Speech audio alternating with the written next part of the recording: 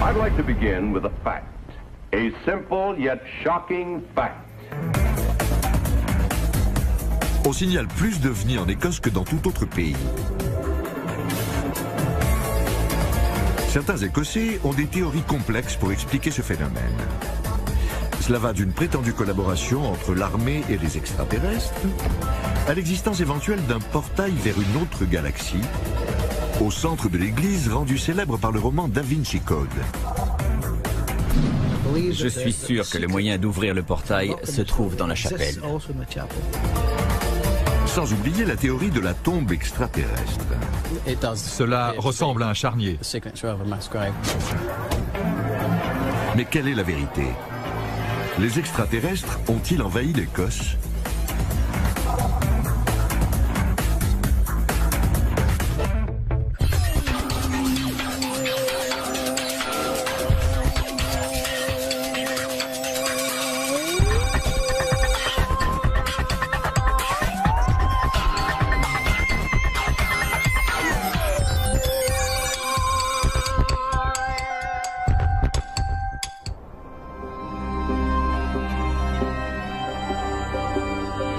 L'Écosse est associée depuis longtemps avec l'étrange et le paranormal.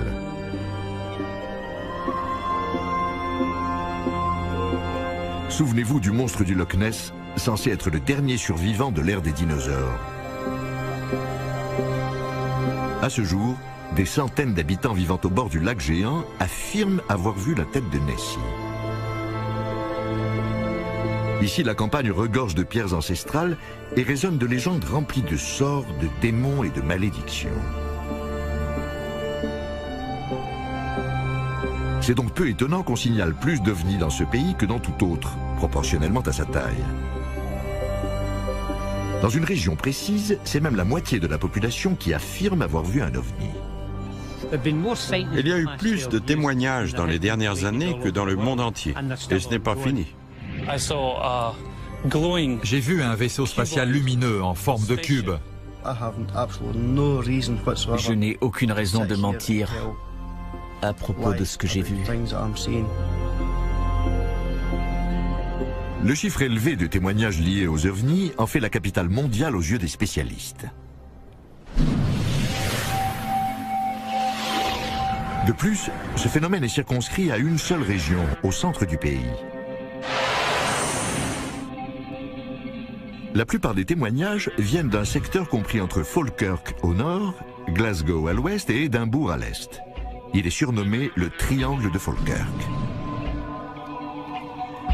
C'est un secteur de 1300 km de collines et de champs où les nuits sont longues et noires. Le chômage y est élevé et les ovnis y sont légion.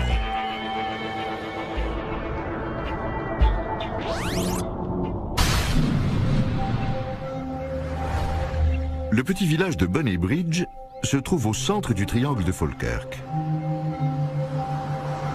Ses habitants ont été tellement bouleversés par l'apparition des extraterrestres qu'ils ont élu Billy Buchanan au conseil municipal en 1992 pour qu'il leur vienne en aide. C'est un homme tourmenté. Sur les 124 000 personnes que compte cette région, nous pensons que plus de 60 000 ont vu un ovni depuis 1992. Cela montre clairement qu'il se passe des choses. C'est indéniable. Il se passe quelque chose même si nous n'avons pas encore trouvé de quoi il s'agit. C'est justement ce que je tente de savoir par tous les moyens.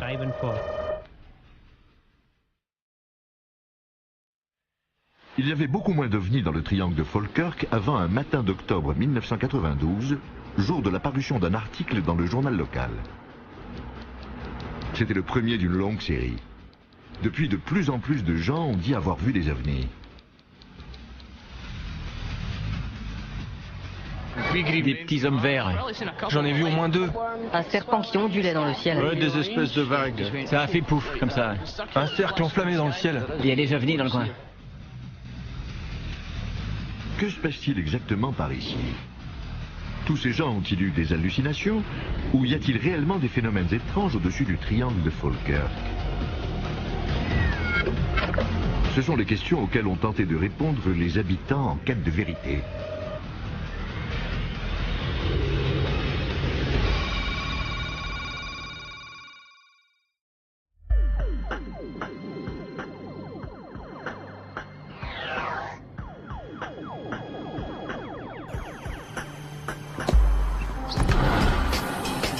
Depuis les gros titres du début des années 90, plusieurs personnes ont tenté de résoudre le mystère du triangle de Falkirk.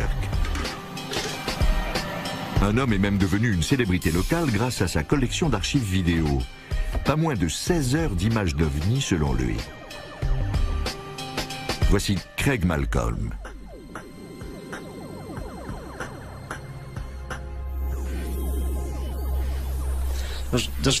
On peut voir beaucoup de choses différentes dans le ciel.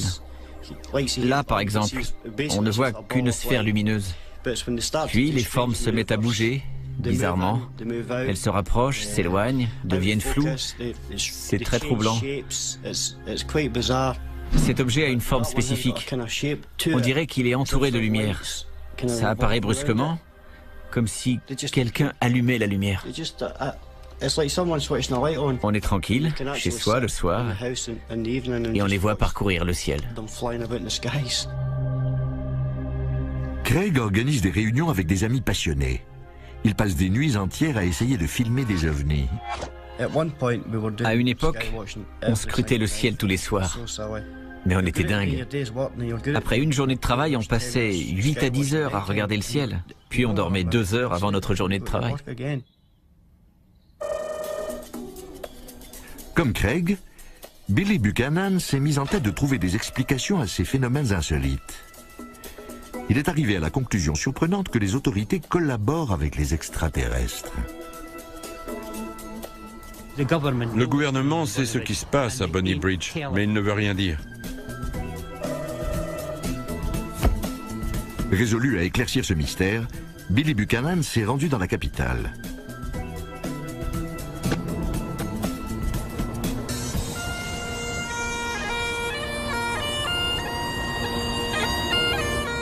Grâce à ses revendications, il a attiré l'attention sur le triangle de Falkirk et fait entendre la complainte des habitants de Bonny Bridge à toute la Grande-Bretagne. Bon d'accord, ça suffit. De son côté, le gouvernement avait une arme secrète pour répliquer aux revendications de M. Buchanan. Nick Pope a passé 10 ans à examiner rapports et témoignages, puis à les réfuter. Sa confrontation avec Billy Buchanan a été violente. On a délibérément tenté de me faire taire, mais il n'en est pas question. Je me tairai quand je serai mort. Billy Buchanan a été arrêté dans son élan par Nick Pope et la division spéciale dont il s'occupe pour enquêter sur cette affaire. Je n'ai pas de temps à perdre avec les théoriciens du complot qui affirment que le gouvernement couvre les affaires d'OVNI. J'ai participé à une enquête interne sur les OVNI et rien ne portait à croire que l'on veut dissimuler quoi que ce soit au public. Après cette dispute, Buchanan a affirmé que Nick Pope agissait en fonction d'intérêts inavoués. Le travail de Nick Pope est de désinformer la population. Ce n'est pas un agent de la vérité et de la justice. C'est un complice du gouvernement qui est là pour dissimuler les faits réels. La controverse entre Billy Buchanan et Nick Pope a rapidement piqué la curiosité d'autres personnes cherchant à en savoir plus sur les allégations liées aux ovnis. L'affaire a fait tellement de bruit à Bonny Bridge que la population locale a demandé l'ouverture d'une enquête publique. Malcolm Robinson a passé beaucoup de temps à interroger des gens et à réunir des éléments. Il a trouvé des explications parfaitement rationnelles pour la plupart des phénomènes observés. Il s'agissait d'étoiles filantes, de planètes et de vols commerciaux. Il y a des solutions naturelles et identifiables pour 95% des témoignages liés aux ovnis. Cela laisse donc seulement 5% de phénomènes troubles et mystérieux qu'il faut essayer d'élucider.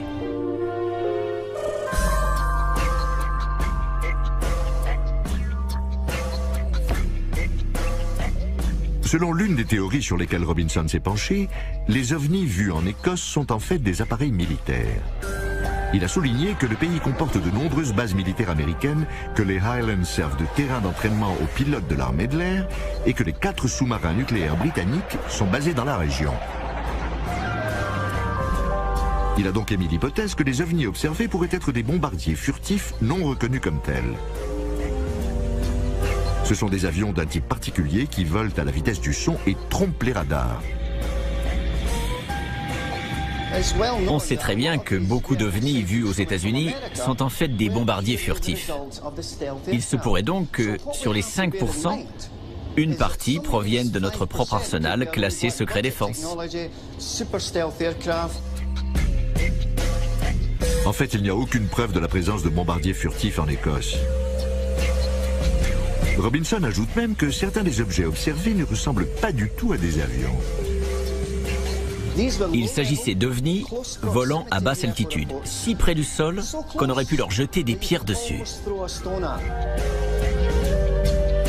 Robinson ne voit qu'une seule explication possible. Certains des objets non identifiés étaient des vaisseaux spatiaux extraterrestres.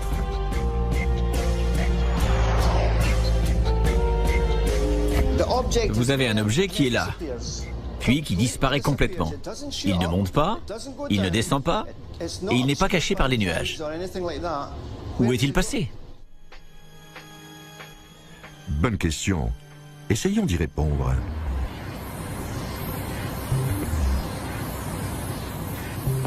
D'autres personnes sont convaincues que la recrudescence d'ovnis en Écosse est liée à l'armée. C'est le cas de Walter Andrew Hennessy. Il soutient une thèse incroyable. Les militaires seraient présents en plus grand nombre sur le territoire écossais qu'on ne peut l'imaginer et auraient passé un pacte inavouable avec les extraterrestres. Tout cela se déroulerait dans un réseau de cavernes et de tunnels situés sous les pieds même des habitants.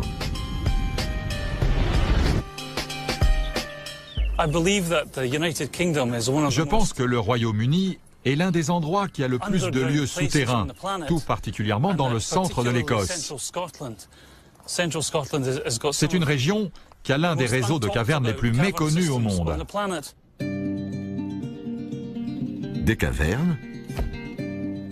Andrew Hennessy est parvenu à cette conclusion étonnante en remarquant que l'Écosse était jalonnée de pylônes, de sites interdits et de zones protégées par des barrières. N'importe qui d'autre aurait déduit qu'il s'agit de banales bases de l'OTAN. Mais pour lui, cela ne sert qu'à couvrir une activité souterraine foisonnante.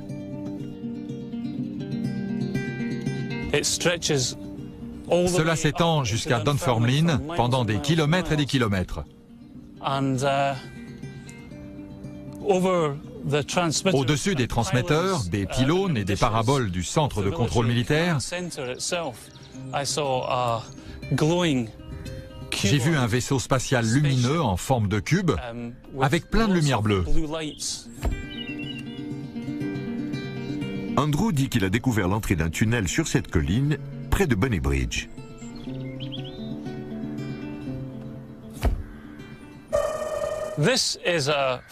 C'est la sortie de secours sur le côté sud d'un des plus grands centres de contrôle d'Europe de l'Ouest.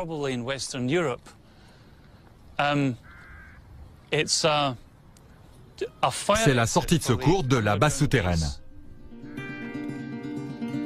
Si vous vous demandez ce que les extraterrestres complotent avec l'armée, c'est tout simple.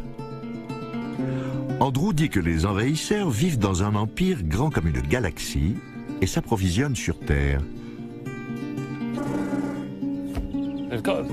Ils ont un empire immense. Ils ont mis au point un système de portails dont l'un se trouve dans le West Lothian près de Bonny Bridge.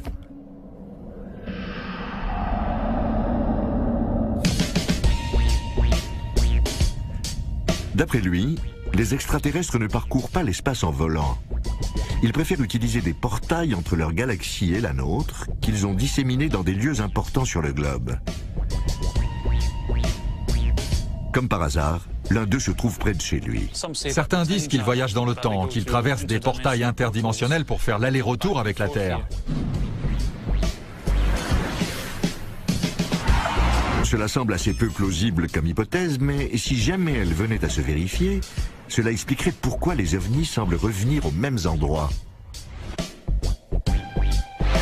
S'il y a un portail en Écosse, où est-il? Réfléchissons-y un moment en regardant la carte du triangle de Falkirk. Voici les endroits où les ovnis ont été aperçus. Ils Ils semblent éparpillés sur une surface de 1300 km et certains points sont situés près de bases militaires. Mais il y a un autre endroit où les témoignages ont afflué, à 64 km de Bonny Bridge.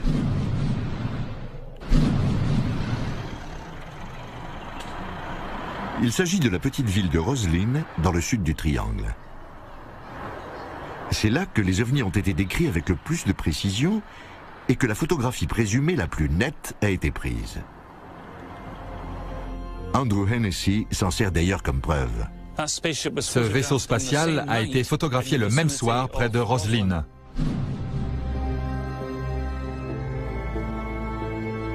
À première vue, Roslyn est une petite ville anodine. Pourtant, elle abrite un lieu hors du commun, la chapelle.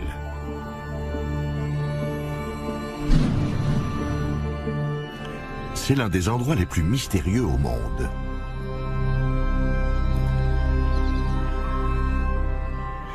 Jim Monroe est un historien local.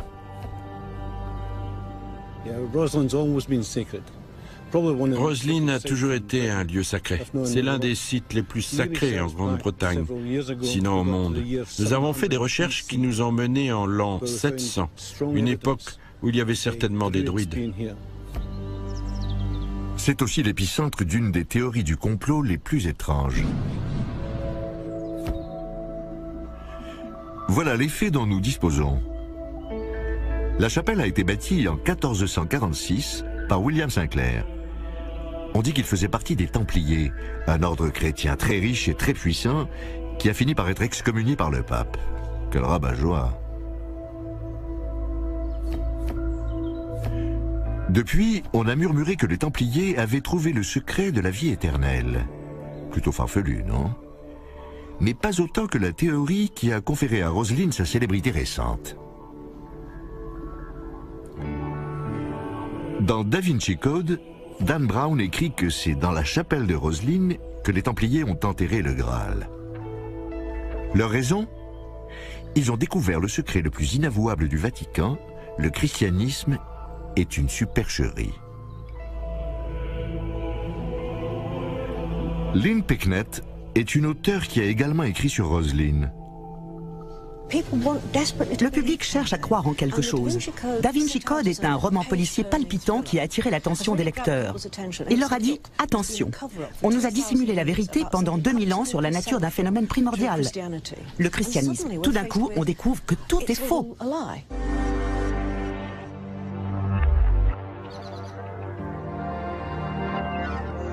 Dan Brown n'est pas le premier à avoir élaboré des thèses saugrenues autour de Roslyn. C'est même le dernier d'une longue lignée. Depuis des siècles, les gens pensent que la chapelle renferme des messages secrets, laissés là par le chevalier qui l'a construite. À Roslyn, tout est marqué, numéroté et au bon endroit. Rien n'est là par hasard. On peut interdire des livres ou les brûler, mais ce livre-là est en pierre. Il sera toujours là. Personne ne semble savoir ce qu'il nous dit. Il y a des millions de théories à ce sujet, presque autant que la chapelle a de visiteurs. Apparemment, Sinclair était porteur d'un message. En revanche, nul ne sait d'où il tirait ses connaissances. C'est déjà bien assez mystérieux, mais cela le devient encore plus quand on relie tout cela aux ovnis que les gens affirment avoir vus. L'ufologue écossais Ron Halliday s'est penché sur la plupart des cas. La chapelle de Roslyn a toujours été considérée comme un lieu mystique. C'est vrai qu'on a aussi souvent vu des ovnis dans la région depuis des années. Des objets triangulaires ou circulaires dans le ciel ou sur le sol. En plus, certaines personnes disent avoir vu des êtres extraterrestres.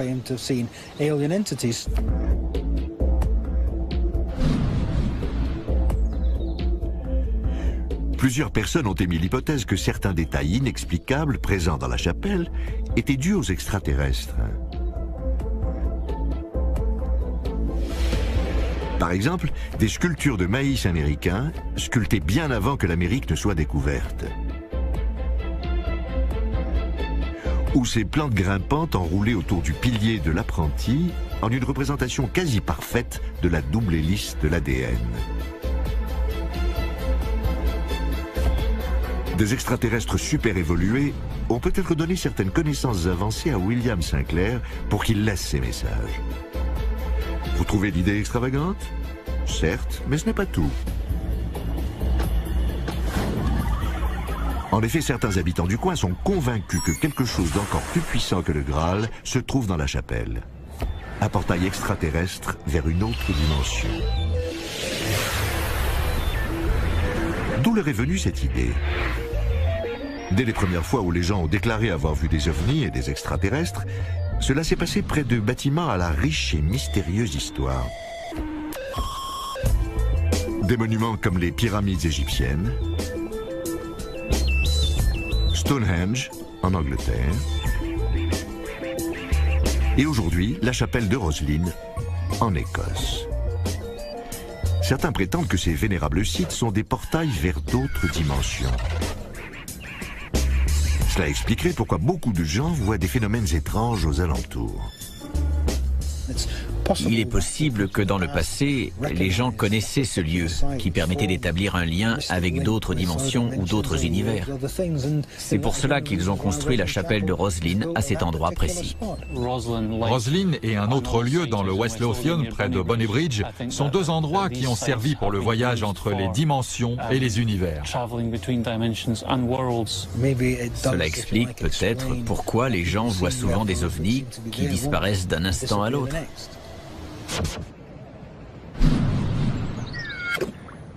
Contre toute attente, les experts auxquels nous avons demandé de trouver le portail de Roslin disent être tombés dessus. Tout à coup, je me suis senti soulevé du sol. Je pouvais sentir avec mes mains où se trouvait le portail, où il commençait et où il finissait. C'est peut-être un portail vers une autre dimension, qui sait?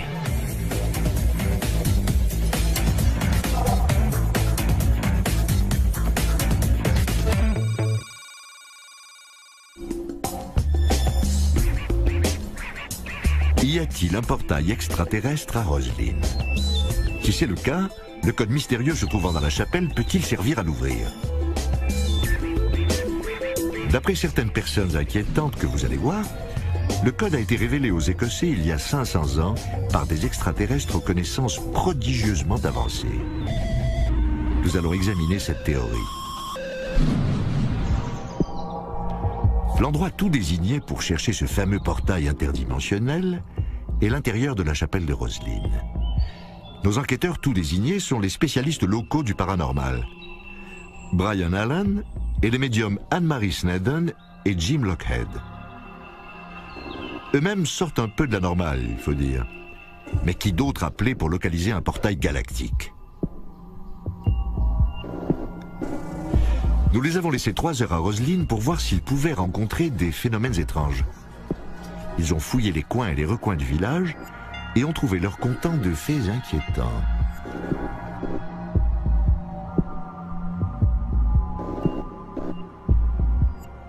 L'un des guides m'a demandé de me tenir sur une dalle précise dans la crypte. J'ai eu une sensation incroyable. J'ai senti une espèce d'ondulation sous mes pieds, comme si j'étais sur un tapis en caoutchouc et que quelqu'un le faisait bouger. C'était vraiment extraordinaire. Le guide m'a demandé ce que je ressentais. Je lui ai dit et il m'a répondu que ce n'était pas étonnant vu que tous ceux qui se placent à cet endroit ressentent la même chose. J'ai eu l'impression d'arpenter un bateau de la poupe à la proue. Je ressentais un roulement agréable dans mon corps. C'est difficile à décrire. Cela n'allait pas sur le côté, seulement vers l'avant et verticalement. Tout d'un coup, j'ai commencé à décoller du sol. Je vous le jure. C'était comme si on me prenait par les talons et qu'on me poussait vers l'avant. Et j'ai trébuché. Brian Allen et ses amis sont tombés sur le portail, au sens propre. Je pouvais sentir avec mes mains où se trouvait le portail, où il commençait et où il finissait. C'était comme un grand tube. J'ai senti la porte sous mes doigts. Elle a bougé légèrement quand j'ai appuyé. Mais ce n'est pas tout. Non seulement ils ont détecté le portail, mais ils ont une théorie ingénieuse pour l'ouvrir. Ils disent que la réponse se trouve dans la chapelle. Je suis convaincu qu'il existe un portail dans la chapelle de Roslin. Et je suis sûr que le moyen de l'ouvrir se trouve aussi dans ce bâtiment. C'est au vu et au su de tous, mais il faut seulement pouvoir décoder les informations. Dans le plafond de l'aile sud-ouest de la chapelle se trouve une série de cubes arrangés en motifs étranges dont la signification a toujours échappé aux visiteurs. Cependant, Brian Allen dit en avoir percé le secret. C'est grâce à ces cubes que l'on peut ouvrir le portail. Je pense que la clé réside dans ces cubes. Leurs faces sont ornées de motifs parfois différents, parfois répétés, parfois uniques, qui composent une partition musicale. Je pense qu'on peut la lire en utilisant ce qu'on appelle les figures de Chladni. Les figures de Chladni désignent les célèbres expériences faites par le savant allemand Ernst Chladni. C'est l'une des premières méthodes d'observation des ondes sonores dont nous ayons la trace. Nous avons demandé au professeur d'acoustique de l'Université d'Édimbourg de nous aider à éprouver cette théorie.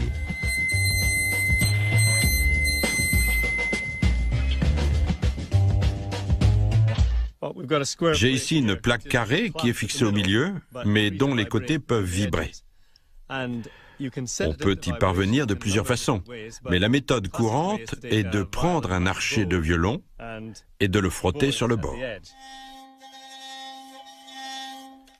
On peut faire apparaître les figures en saupoudrant la plaque de sel ou de sable. Quand on frotte avec l'archet, le sel est soulevé à l'endroit où la plaque vibre et une figure apparaît.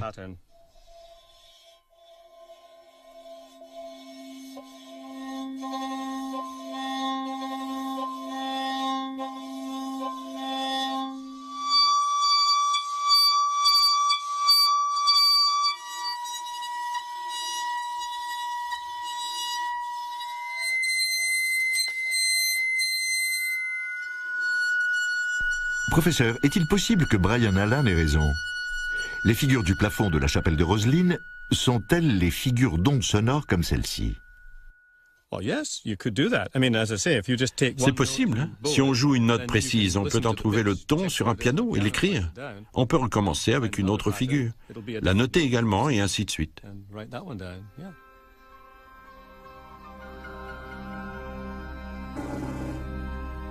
Brian Allen pense que les figures présentes sur les faces des cubes représentent des séries de notes. Selon lui, elles indiquent une mélodie qui fera vibrer les cubes et permettra l'ouverture d'un portail interdimensionnel.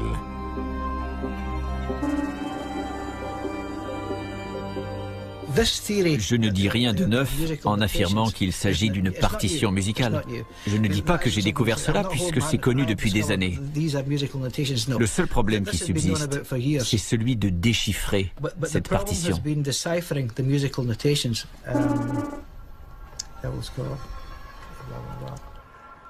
Selon les médiums, le portail s'ouvrira si l'on joue les notes qui figurent sur les cubes de pierre.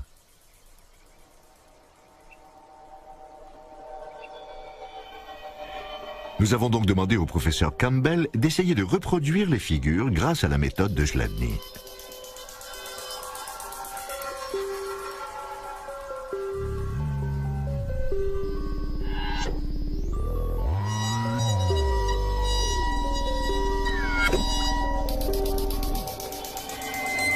Il a essayé différentes substances sur sa plaque et avec plusieurs parties de son archet, 3 heures durant.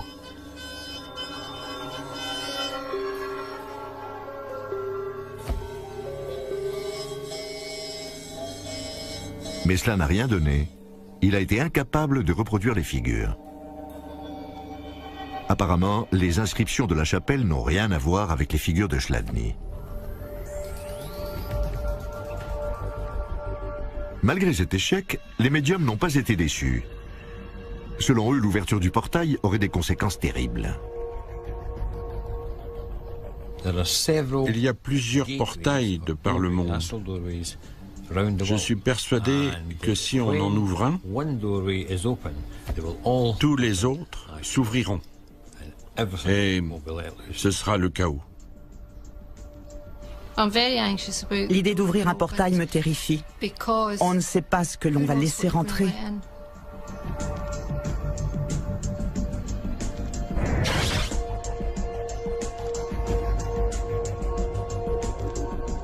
Malgré tout, il peut exister un portail ou un code.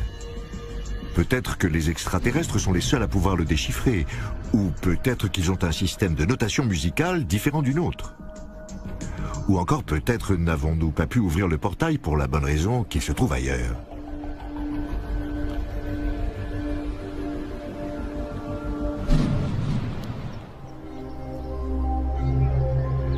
Où peut-il se trouver ? Tous les ovnis ont été vus à l'extérieur de la chapelle.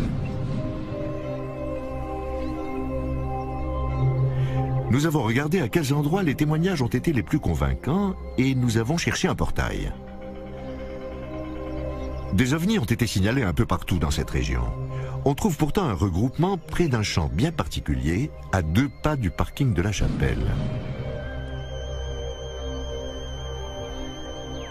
C'est ici qu'un ami d'Andrew Hennessy a pris l'un des clichés les plus nets de tout le triangle de Falkirk.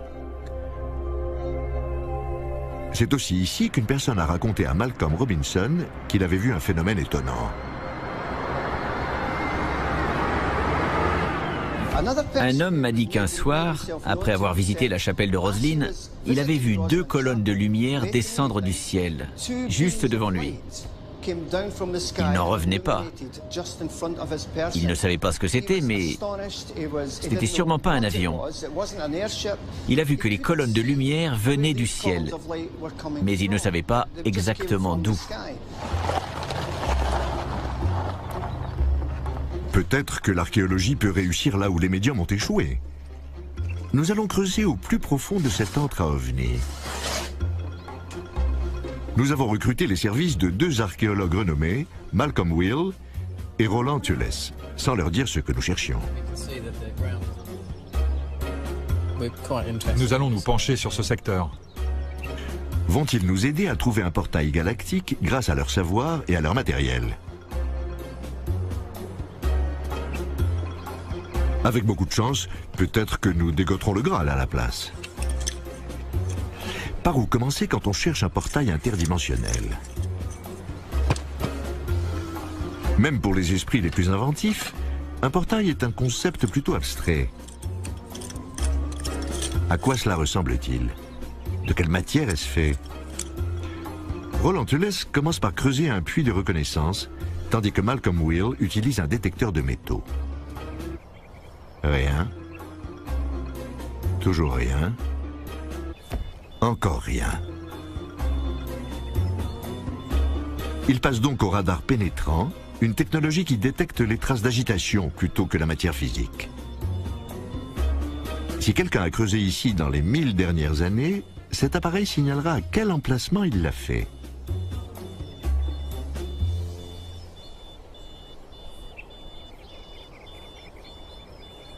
Après 8 heures de recherche, toujours pas de portail. Quelle surprise! Toute la zone a été inspectée sans succès. La terre a été remuée ici. Au moment où nous allions remballer, Malcolm trouve quelque chose. C'est ici que la terre a été le plus remuée. C'était sans doute une tombe. Je suis déjà allé sur un charnier et j'ai observé ce genre de résultat. S'agit-il de cadavres? De templiers? De victimes de la peste? Ou d'un objet venu d'un autre monde?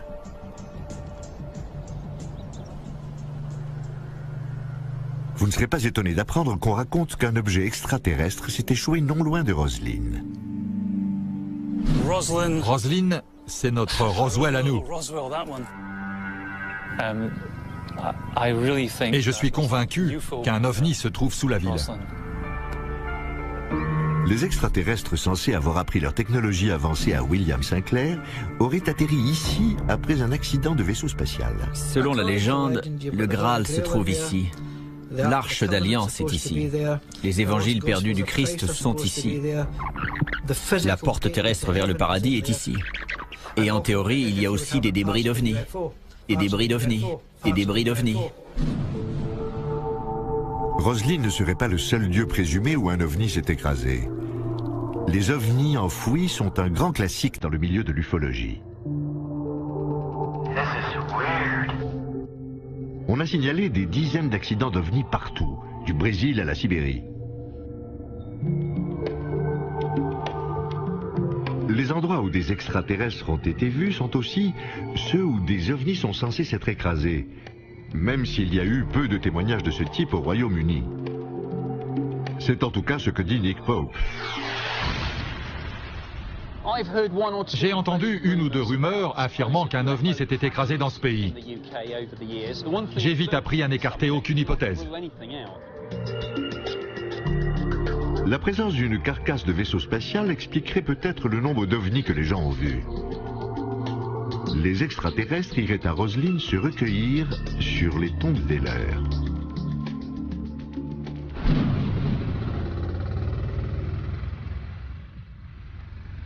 Nous étions maintenant complètement dans le noir. Nous avons demandé des protections spécialisées pour ne prendre aucun risque avec des débris radioactifs ou des créatures de l'espace.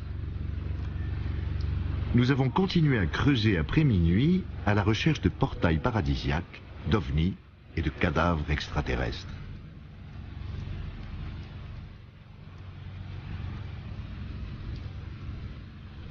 Qu'avons-nous trouvé? Rien du tout.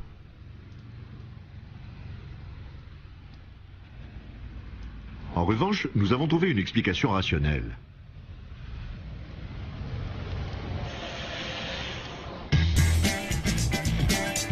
Nos recherches dans le champ près de la chapelle ont été une perte de temps et d'argent.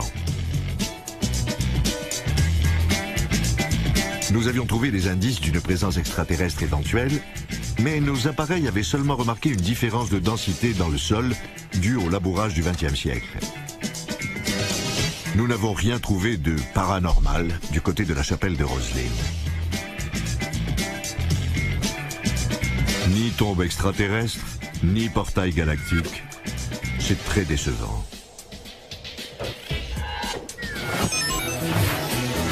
Cela nous porte à douter des autres phénomènes liés aux ovnis. Y avait-il vraiment matière à creuser? Les médiums n'ont pas su dire où se trouvait le portail. Les figures de Chladni n'ont rien donné. Qu'en est-il de tous ces gens qui jurent avoir vu des extraterrestres et des ovnis? Vous vous souvenez de Craig Malcolm, celui qui n'arrivait pas à s'endormir parce qu'il comptait les ovnis? Nous avons fait expertiser ces films par la police. On était à 172, passe au suivant. À 320, il devrait y avoir un éclair de ce côté. Oui. C'est ça. C'est sûr, c'est un avion qui traverse le ciel. Bonny Bridge, la ville située à l'épicentre des phénomènes, est sur la trajectoire d'approche directe de deux aéroports internationaux.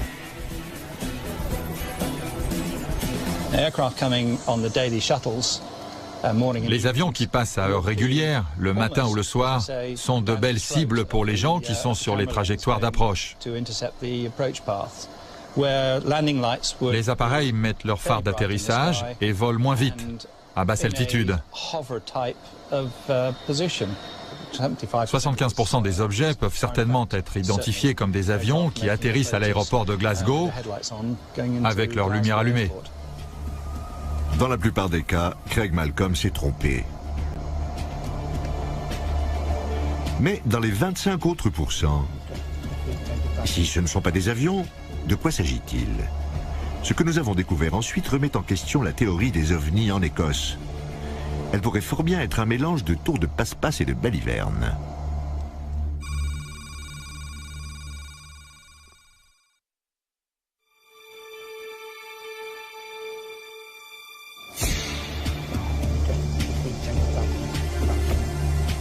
Les films tournés par Craig Malcolm font partie des preuves les plus convaincantes que les ovnis ont envahi l'Écosse, mais ils laissent sceptiques ces policiers scientifiques. Je mets plein écran. Cela peut être un objet suspendu par des câbles, un bouchon dans l'eau, n'importe quoi. Ce n'est pas identifiable.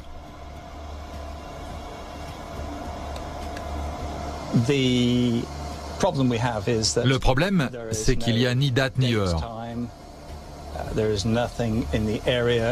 Il n'y a rien autour qui nous fournisse une échelle de taille.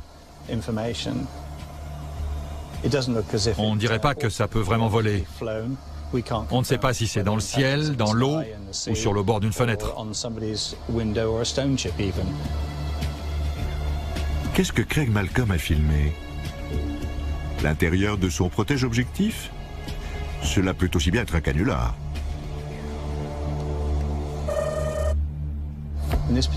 Dans ce cas particulier, ce n'est pas impossible que quelqu'un veuille se moquer du public et qu'il prétende avoir filmé des objets extraterrestres. Je m'en fiche. Je suis content de dire ce que je pense sur certains sujets. Franchement, je n'ai aucune raison de rester planté ici. Je veux savoir qui ils sont et d'où ils viennent. C'est mon but. Quand il se passera des choses, je pourrai dire au monde entier, je vous avais prévenu de ce qui allait arriver.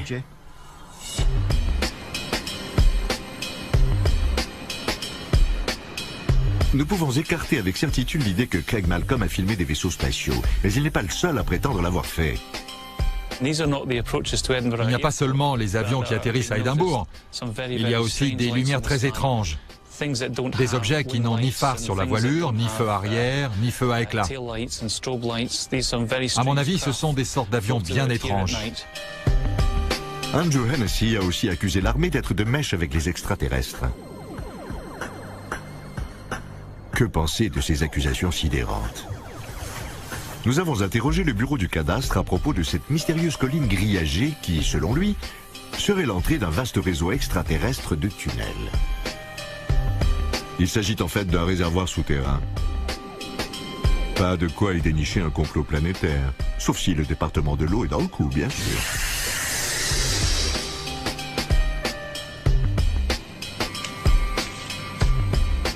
Revenons aux conseillers de Bonny Bridge, plébiscités par presque 5000 électeurs.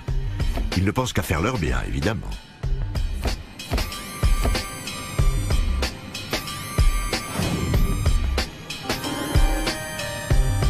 C'est sans doute pour cela qu'il veut jumeler la ville avec un autre nid à ovnis, Roswell, au Nouveau-Mexique.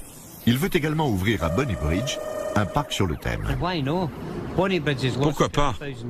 En plusieurs années, Bonny Bridge a perdu 12 000 emplois à cause de la fermeture des industries lourdes. Si je peux me servir de l'engouement pour les ovnis pour ramener des emplois, je le ferai, même si on me critique pour cette initiative. Quel bilan tirer sur le triangle de Falkirk? En cherchant dans les archives, on voit que pratiquement aucun ovni n'avait été signalé en Écosse avant les 12 dernières années. Tout a commencé quand le premier article apparut dans le journal local, un jour où il y avait peu d'autres informations. Le reportage évoquait de nombreux cas à Bonny Bridge et il a déclenché une avalanche de déclarations par la suite. Peut-être que cette histoire du triangle de Falkirk n'est qu'un engrenage lancé par les médias. Les gens ont très peur de signaler des ovnis. Ils ne savent pas à qui s'adresser et ont peur du ridicule. Une fois qu'on en parle dans les médias, ils ont moins de réticence à parler.